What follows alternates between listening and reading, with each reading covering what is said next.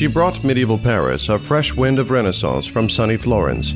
She patronized artists and astrologers.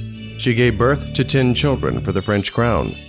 But thanks to various historical novels, Catherine de Medici, the Queen of France, is known as an insidious poisoner who with ease removed everybody who happened to be on her way to the power.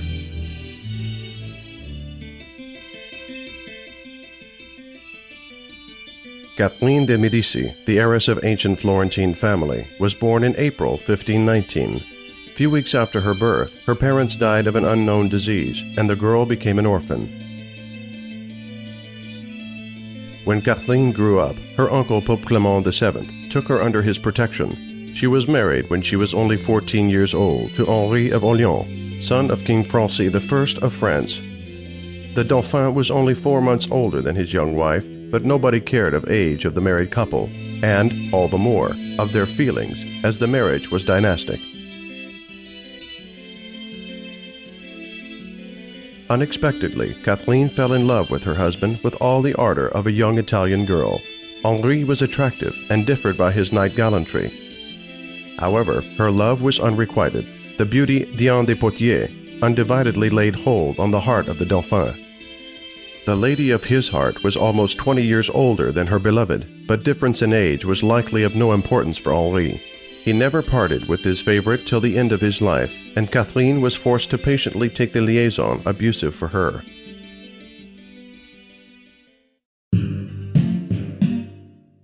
During the long years of humiliations, she learned to be secretive, patient, and polite, and gradually she grew into the pitiless, prudent, and insidious woman who was depicted by Dumas in his novels. Catherine was persistently approaching her aim, crown of France, and on this way nothing could stop her, even crime. She was notorious for being a poisoner. Nobody would know for certain to what extent these suppositions are true, but there were rumors at the court that Catherine thoroughly studied the art of poisoning and made experiments with poor and incurable people. In 1547, King Francis I of France suddenly died. Many historians consider that his death was masterminded by Medici, although the official version has it that the monarch died of pneumonia. Catherine's husband Henri became the king, and she became the queen. However, power, which she had yearned for, was still slipping out from her hands, because hateful Diane de Poitiers was as yet the first lady at the court of the King of France. 12 years later, King Henri II tragically perished during the Knights Tournament, and Francis II, Catherine's son, came to the throne.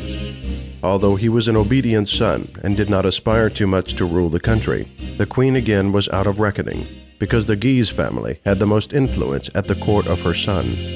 And only after Francis died and Catherine became a regent of the 10-year-old King Charles did her dream of power become a reality.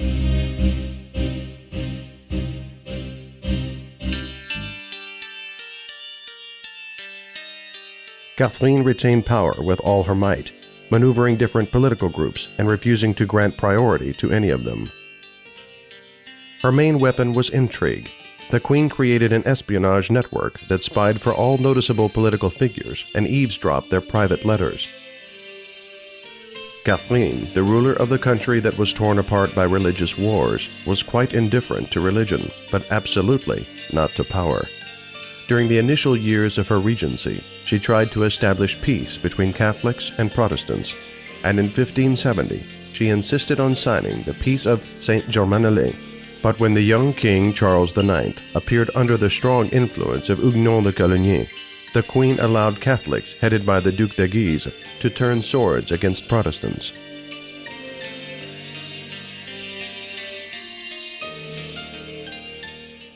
On August 24, 1572, at about 3 o'clock in the morning, the Admiral de Coligny was killed. Immediately after this, an alarm bell sounded, and the enraged Parisians rushed into the houses of the Huguenots. During the night, which later was called the Massacre of St. Bartholomew, more than 2,000 Protestants were killed in Paris by approbation of the king. Few thousands more perished in other provinces of France. According to eyewitnesses, the king himself, being in a frenzy, shot at people from the window of the Louvre. Few days later, he sent letters to the provinces and to other countries explaining that a grandiose Huguenot plot had been disclosed in Paris. 2 years after the awful massacre of St. Bartholomew, King Karl died. According to one of the versions, his untimely death was caused by a disease. And according to Dumas, Catherine poisoned him by accident. A book impregnated with poison was meant for Henri of Navarre, but occasionally the king became its victim. Henri III, one more Catherine de Medici's son and the last king of Valois dynasty, came to power. Henri III had no successors, and the youngest son of Catherine died in 1584. The last years of the Queen were not easy. The country was ruined and exhausted by religious wars. On January 5, 1589, she died. Catherine de Medici is giving us no peace and charming us for 400 years. She takes top place in our mythology due to her deeds and character traits, which are high-colored by fantasy of many generations. These are words from the latest version of her biography.